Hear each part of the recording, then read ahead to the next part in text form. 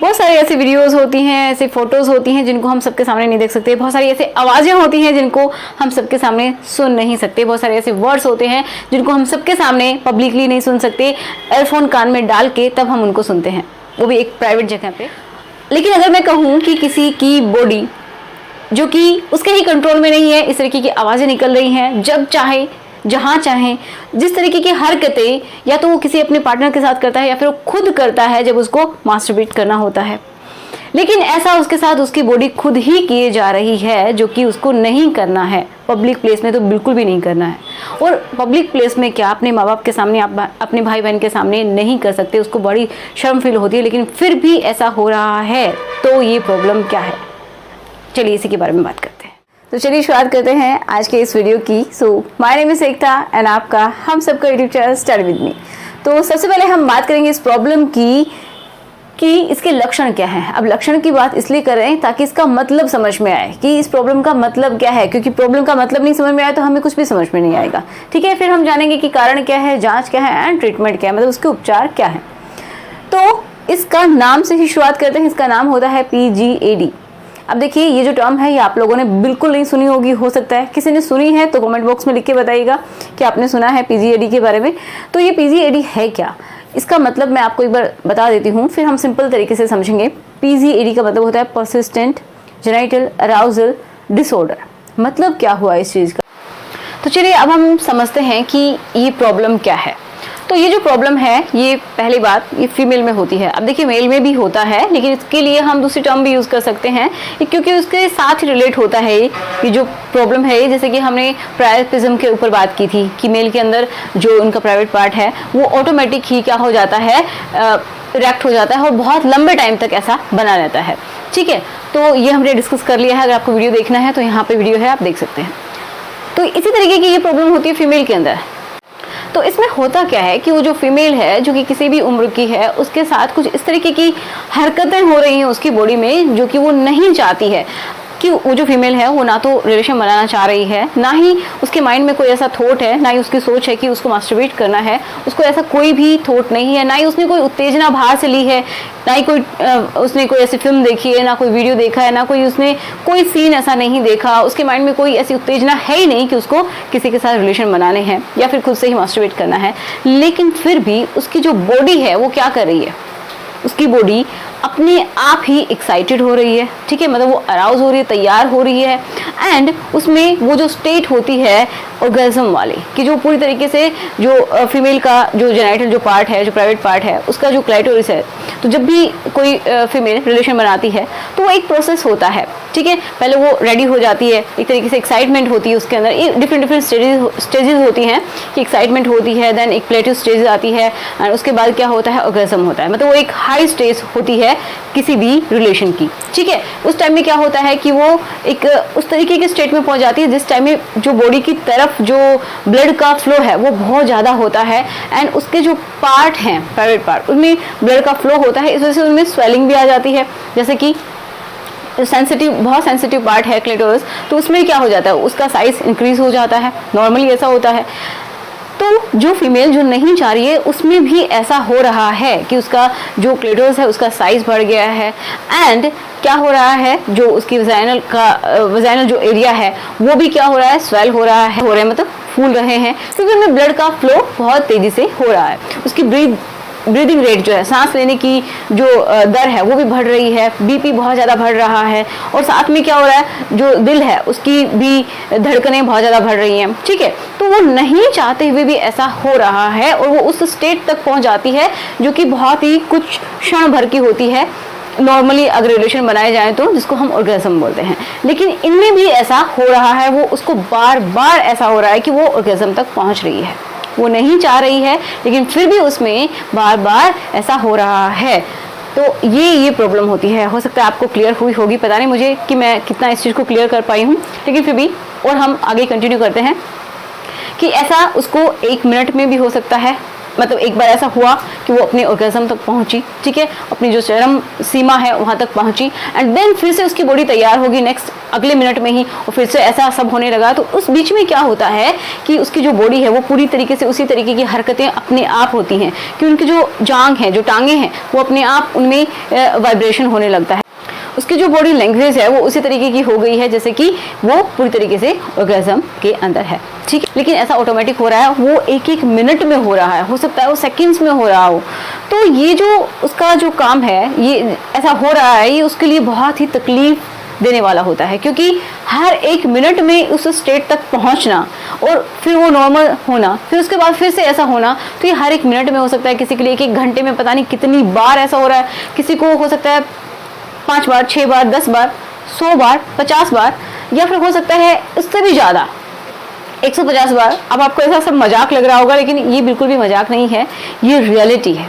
अगर आप चाहते हैं, क्योंकि यहाँ पे YouTube पे मैंने बहुत सारे वीडियोस देखे हैं, लेकिन इनमें इस तरीके का मेरे को वीडियो कोई भी नहीं मिला जो कि हिंदी में पूरी तरीके से इस चीज़ को एक्सप्लेन कर सके। इसलिए मैंने सोचा कि मैं इसको थोड़ा हिंदी में बताने की कोशिश करती हूँ, क्योंकि ज़रूरी नहीं है कि जो भी प्रॉब्लम्स हैं वो फॉरेन एरियाज़ में होती हैं, विदेशों में होती हैं, हमारे देश में भी ऐसा हो सकता है, क्योंकि हमारे देश में किसी भी चीज़ के ऊपर खुल के बात नहीं की जाती है, इसलिए हो सकता है इसके ऊपर भी बात नहीं की गई हो। अगर कोई है जिसके साथ ये प्रॉब्लम हो रही है तो प्लीज़ कमेंट बॉक्स में लिखें। एंड इन चीज़ों को आप ये ना समझें कि मेरी गलती है, क्योंकि जब इस तरीके की घटनाएं होती हैं, आप समझ सकते हैं कि एक एक घंटे में, पूरे दिन में, पूरे सालों तक, महीनों तक ये प्रॉब्लम चलती रहती हैं।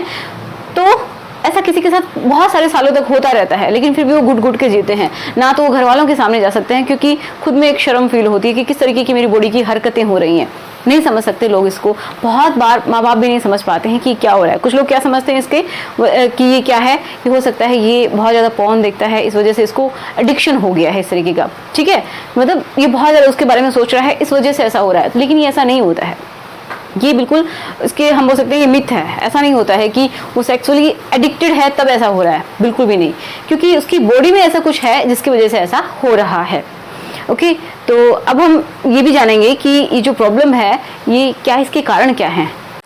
इन कारणों को जानने से पहले हम ये समझ लेते हैं कि इनकी वजह से इनको क्या क्या प्रॉब्लम्स होंगी।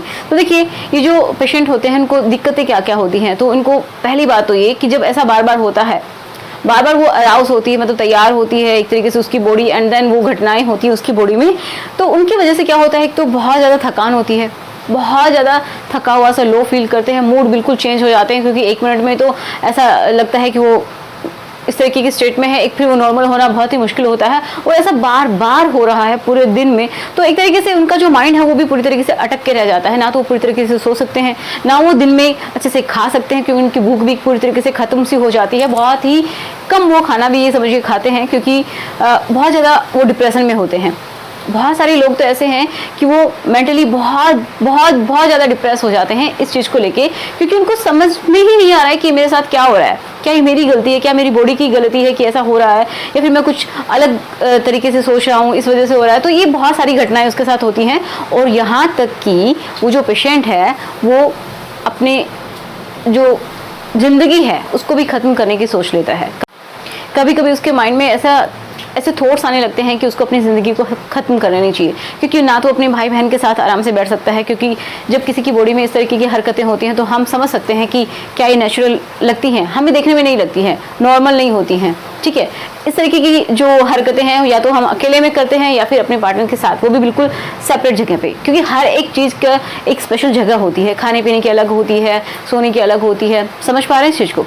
लेकिन इस तरीके की हम पब्लिक में हरकतें नहीं कर सकते, तो उस चीज़ का वो जो प्रेशर है उसके माइंड पे कहीं ना कहीं होता है, उसको शर्म फील होती है कि मेरे साथ ऐसा क्यों हो रहा है, क्या किस चीज़ की ये दिक्कत है, उसको समझ में नहीं आता है, बहुत ज़्यादा कंफ्यूज रहता है, उसका मूड बार बार चेंज होता है, कभी खुश होने की कोशिश करता है लेकिन नहीं हुआ जाता है। तो ये सब दिक्कतें उसके साथ होती हैं, और मैंने बताया कि वो सुसाइड तक करने की सोच सकता है।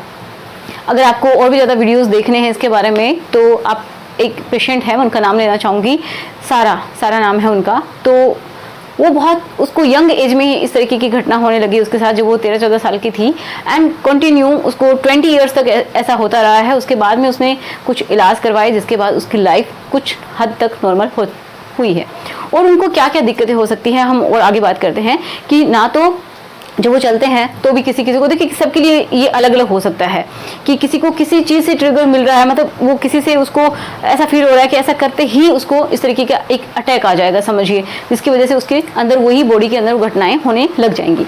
तो हो सकता है किसी को वॉकिंग से ऐसा हो रहा है, किसी के बैठने से ऐसा हो रहा है, या फिर हो सकता है कोई जब सो रहा है किसी स्पेसिफिक पोजीशन में तो उसको ऐसा फील हो रहा है और वो तुरंत इस तरीके की घटनाएं होने लगती है, मतलब उसी तरीके की उसकी बॉडी करने लगती है, वाइब्रेशन शुरू हो जाता है एंड देन वो अगेन ऑर्गेज्म तक पहुंच जाती है। तो इस तरीके की जो घटनाएं हैं वो बॉडी में चलने लगती हैं, जिससे जो नॉर्मल लाइफ है वो सिर्फ और सिर्फ, इसलिए मैंने ये हेडिंग दी है, इसकी जो दो जांघें हैं उनके बीच में ही अटक के रह जाती है, क्योंकि ये बिल्कुल भी सहनीय नहीं होता है कि किसी भी तरीके की जो कि अननेचुरल हैं उस तरीके की घटनाएं आप किसी के भी सामने करें, ठीक है। तो ये एक बहुत ज़्यादा प्रेशर होता है उनके माइंड पे, इसी तरीके से वो अपने एक रूम में अपने आप को बंद करने की कोशिश करते हैं, वो बाहर नहीं जाना चाहते हैं। अब इसके कारणों की बात करते हैं ताकि आपको ये जो टॉपिक है और भी अच्छे से क्लियर हो जाए। तो देखिए, पहला मैंने लिखा है, इसके ऊपर ना जाएं, बहुत ही अच्छे से आपको समझ में आएगा। पोस्ट गायनेकोलॉजिक सर्जरीज मतलब क्या हुआ कि जो ये हमारा एरिया होता है जो कि नाभि वाला एरिया है, इसके नीचे जो भी सर्जरी होती है, मतलब ये जो हिस्सा है यहाँ पे जो मसल्स होती हैं, आपको पता है इनमें जब भी कोई दिक्कत आती है तो भी ऐसा हो जाता है। मतलब क्या हुआ कि यहाँ पे जब कोई सर्जरी होती है, हो सकता है किसी जो फीमेल है उसकी यूट्रस की, गर्भाशय की सर्जरी हुई हो, ठीक है, यहाँ पे जो भी सर्जरी हुई है उसकी वजह से, उसका साइड इफेक्ट की वजह से भी ये प्रॉब्लम आ जाती है। हो सकता है कोई मसल्स में दिक्कत आ गई, उनकी जो नर्व्स होती हैं, नर्व मतलब जो तंत्रिकाएं होती हैं, तंत्रिकाएं क्या होती हैं कि जो हमारा ब्रेन जो है वो मैसेज देता है, ठीक है, एंड वो उनके थ्रू ही उस अंग तक पहुंच पाता है, ठीक है, एंड उससे जो रिस्पांस मिलता है, जो उत्तर मिलता है, उसको वो वापस से ब्रेन में भेजती है, हमारे दिमाग में भेजती है। तो ये इनका काम होता है, एक तरीके से सेंस को लेके जाना और लाना।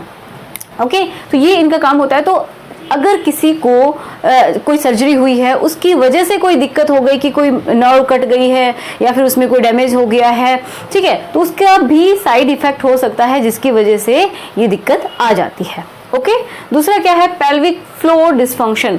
अब देखो कि पेल्विक फ्लोर यही हो गया, ये वाला हिस्सा, नाभि के नीचे वाला जो हिस्सा है वो, तो उसमें क्या होता है, उसमें जो मसल्स हैं वो एक तरीके से कोऑर्डिनेशन में काम करती है। कोऑर्डिनेशन का मतलब है कि इस तरीके से काम करती हैं कि जब उनको सिकुड़ना होता है, ठीक है, सिकुड़ना है तो सभी कोऑर्डिनेट मतलब एक साथ मिलके वो काम करती हैं। जैसे कि अगर किसी को क्या करना है, मल का त्याग करना है, तो ये क्या करेंगी, यहाँ की मसल्स जो है सिकुड़ेंगी एंड कुछ मसल्स को रिलैक्स होना पड़ेगा, जिसकी वजह से क्या होता है, बाउल मूवमेंट होता है। बाउल मूवमेंट का मतलब है कि जो मल है उसका त्याग होता है।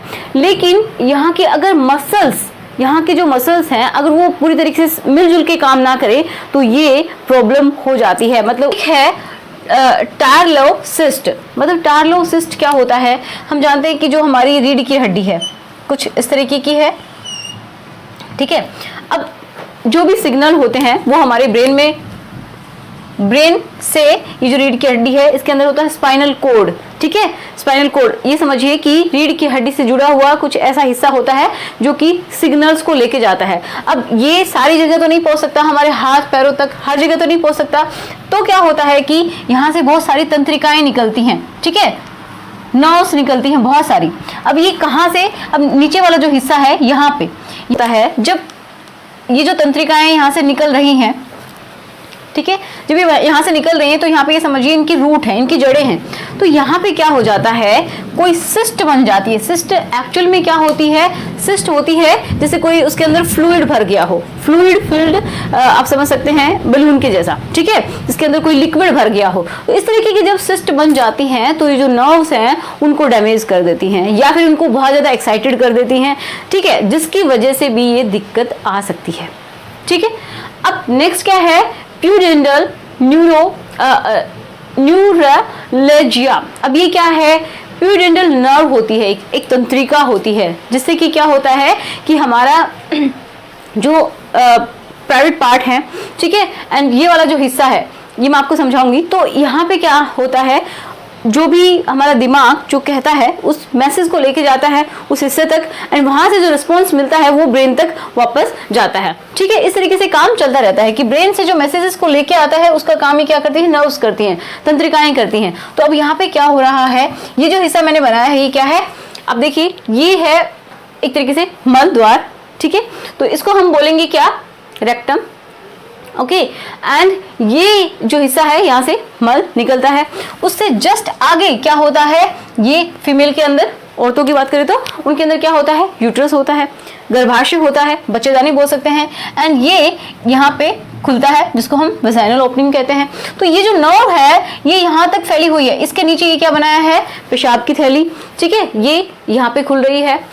तो ये अंदर की हम बात कर रहे हैं, समझ में आ रहा है? मैंने बहुत बार इस डायग्राम को ड्रॉ किया है, आप लोगों ने देखा भी होगा अगर वीडियोस देखे हैं तो ये जो नर्व आपको मैंने रेड कलर से बना के दिखाई है, इसको बोलते हैं प्यूडेंडर नर्व, प्यूडेंडर नर्व। अब ये जो नर्व है इसमें कोई दिक्कत आ जाए, दिक्कत मीन्स हो सकता है इसमें कोई डैमेज हो गया हो, या फिर ये बहुत ज़्यादा इरिटेट हो गई हो, मतलब और हम बोल सकते हैं कि सेंसिटिव हो गई हो, बहुत ज़्यादा सेंसिटिव हो गई हो।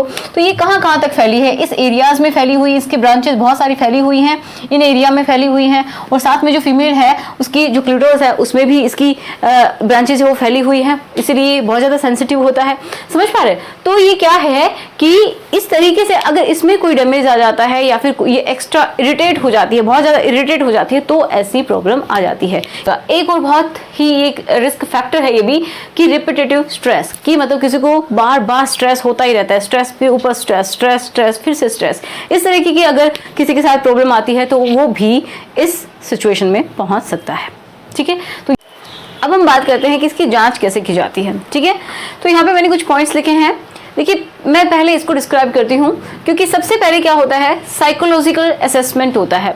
मतलब क्या हुआ कि जो पेशेंट है उसको कुछ क्वेश्चन किए जाते हैं कि आपको किस तरीके से क्या प्रॉब्लम हो रही है, किसकी वजह से हो रही है, मतलब उसको नहीं पता बॉडी के अंदर क्या चल रहा है, लेकिन इस तरीके से उससे क्वेश्चन किए जाते हैं कि ये प्रॉब्लम कब से चल रही है। दूसरी बात कि आपको इसके लिए ट्रिगर क्या मिल रहा है, ये जो दिक्कत हो रही है कब होती है, मोस्टली चलने से होती है, बैठने से होती है, या फिर कुछ ऐसे कपड़े पहनने से होती है, किस तरीके से ये प्रॉब्लम आपको होती है। ठीक है, वो भी जाना जाता है। फिर उसके बाद क्या करते हैं, फुल बॉडी एग्जामिनेशन होता है, पूरी बॉडी का एग्जामिनेशन करवाया जाएगा। देन फिजिकल एग्जामिनेशन ऑफ जो पार्ट है, ठीक है, जो उसके अंग हैं, प्राइवेट पार्ट हैं, उनका पूरी तरीके से फिजिकल एग्जामिनेशन होता है।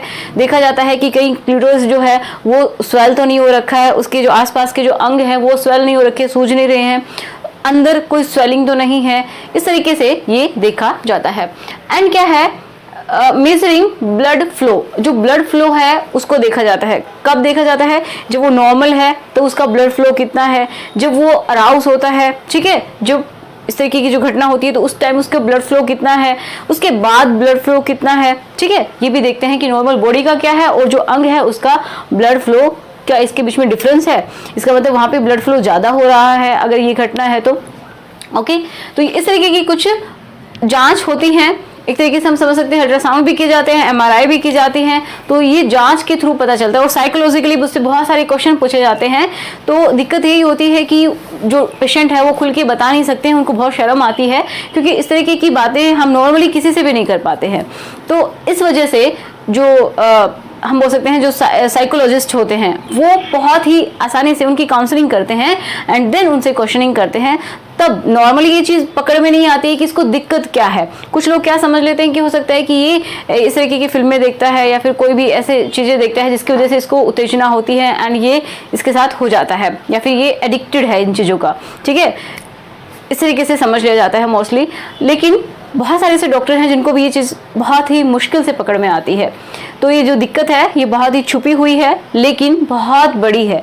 इतनी बड़ी है कि उसकी ज़िंदगी एक कमरे में समेट के रख देती है, आप इतना समझ। अब हम इनके उपचार की बात करते हैं कि इसके ट्रीटमेंट क्या है। तो पहला है साइकोलॉजिकल, मतलब जो मेंटल हेल्थ से जो रिलेटेड जो डॉक्टर होते हैं, ठीक है, जो साइकोलॉजिस्ट होते हैं, उनसे मिला जाता है एंड वो क्या करते हैं कि उनको आइडेंटिफाई करते हैं कि इसका ट्रिगर क्या है। ट्रिगर मतलब ये जो उनके साथ हो रहा है, ठीक है, बार बार वो उस स्टेज तक पहुंच पा रहे हैं, बार बार ऐसा हो रहा है, तो वो क्यों हो रहा है, वो कैसे हेल्प करता है। दूसरा क्या है, डिस्ट्रक्शन टेक्निक्स, एंड उनको डिस्ट्रैक्ट करने की कोशिश की जाती है। इस तरीके की उनको टेक्निक्स सिखाई जाती है, मेंटली उनको स्ट्रॉन्ग बनाया जाता है कि आप इनके बारे में सोचना किस तरीके से कम कर सकते हैं और दूसरी चीज़ों के बारे में कैसे ध्यान लगाएं, क्योंकि ऐसे जो पेशेंट होते हैं वो कुछ भी नहीं सोच पाते हैं, ठीक से उनका दिमाग काम नहीं करता है। ऐसे नॉर्मल होते हैं लेकिन वो काम किस लिए नहीं करते, क्योंकि बार बार उसी में वो फंसे रहते हैं, उनकी बॉडी बार बार वो हरकतें करती है, इस वजह से वो फंसे हुए रहते हैं, मेंटली भी एंड फिजिकली भी बहुत ज़्यादा टायर्ड फील करते हैं, जिसकी वजह से अपना जो नॉर्मल जो दिनचर्या के हम लोग काम करते हैं, खाना पीना उठना बैठना जो भी साफ सफाई, वो भी वो लोग नहीं कर पाते हैं। ठीक है, एंड जैसे कि हम लोग शॉपिंग जाते हैं लेकिन वो नहीं जा सकते, क्योंकि उनके साथ अगर वहाँ पे ऐसा कुछ हो गया तो लोग उसके बारे में क्या कहेंगे, क्या सोचेंगे, उसके ऊपर हंसेंगे, बहुत सारी ऐसी बातें होती हैं। तो उनको मेंटली भी डॉक्टर इस तरीके से स्ट्रॉन्ग बनाते हैं कि आपकी गलती नहीं है, आपकी बॉडी से कुछ ऐसा हो रहा है जिसकी वजह से आपको ये दिक्कत है, ये एक प्रॉब्लम है, एक दिक्कत है, एक बीमारी है, लेकिन आपकी ये गलती बिल्कुल भी नहीं है। ठीक है, नेक्स्ट है